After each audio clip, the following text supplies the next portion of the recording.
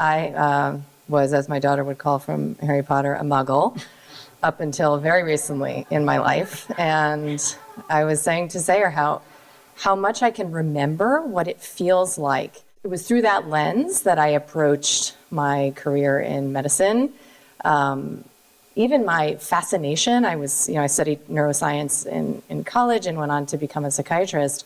And my fascination with medicine itself, even though I felt inspired by it, was a very like secular kind of inspiration that had a very low ceiling on it, because it was always powered by this intense need for control, right? So it was like this program of dominance, like soon we will have mastered the body, and that program reverberates throughout our lives, right? How we relate to nature, how we project these enemies and empower them. And I was very much in that world. And it was interestingly through science. I've always felt very comfortable with science, with, sort of statistics and exploring primary literature. And it was through science that I came to holistic health. And so I ended up having this this experience that, of course, brought me to a next level of consciousness in my own life, but it was because of science. It wasn't because of an interest in embracing a certain kind of lifestyle or a certain kind of consciousness.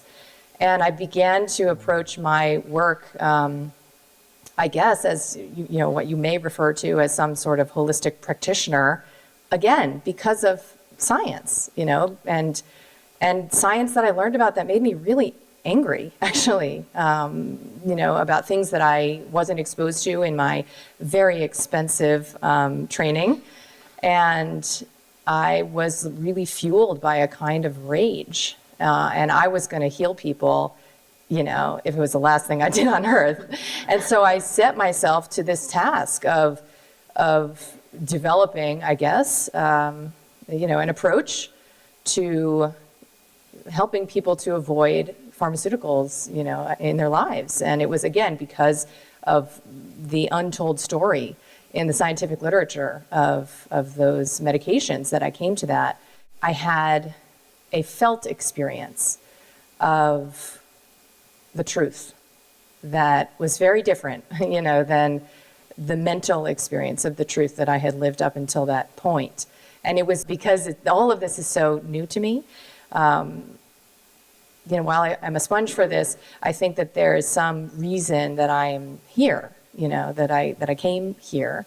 And I think it probably has something to do with a kind of energy medicine that is, as James would say, scalable, and that doesn't have the barriers. I practice Kundalini yoga. There are a lot of barriers to translating Kundalini. It's really like either for you or not for you. And I just find this to be a kind of barrierless practice. And it feels, just deeply true.